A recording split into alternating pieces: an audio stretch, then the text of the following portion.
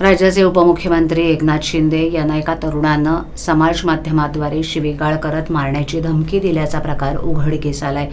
धमकी देणारा तरुण शिंदे यांच्याच कोपरी पाचपाखाडी मतदारसंघातील असल्याचं समोर आलं असून या तरुणाला ठाणे पोलिसांनी अटक केली आहे. धमकी देण्याचं मागचं कारण अद्याप समजू शकलेलं नसून पोलीस त्याचा तपास करत आहेत. शिवसेनेतील फुटीनंतर राज्यात उपमुख्यमंत्री एकनाथ शिंदे विरुद्ध माजी मुख्यमंत्री उद्धव ठाकरे असा सामना रंगलाय.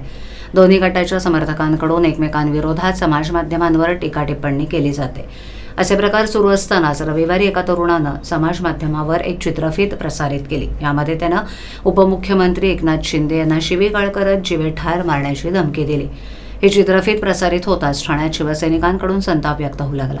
वागळे स्टेट भागातील शिवसेना पदाधिकारी परेश साळके यांच्या शिवसैनिकांनी रविवारी रात्री श्रीनगर पोलीस ठाणं गाठलं आणि शिंदे यांना धमकी देणाऱ्या विरोधात गुन्हा दाखल करण्याची मागणी केली. त्यानंतर परेश साळके यांची तक्रार नोंदवून घेत पोलिसांनी हितेश प्रकाश झेंडे या तरुणाविरोधात गुन्हा दाखल केलाय.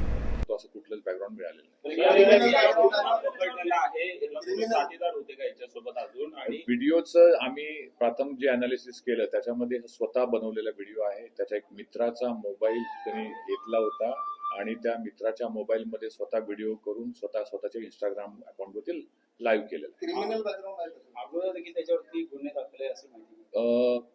आम्ही त्याचे बॅकग्राऊंड पूर्ण व्हेरीफाय केलेलं आहे. त्याच्यावरती काही गुन्हे श्रीनगर आणि राहुरीमध्ये दाखल आहेत. सर काय रिकव्हरी काय अद्याप काहीच रिकव्हरी नाहीये, पण पुढे तपासामध्ये आम्ही पूर्ण जे कारवाई आहे कारण का हे अत्यंत सेन्सिटिव्ह प्रकरण आहे, आम्ही व्यवस्थित त्याचं तपास करू.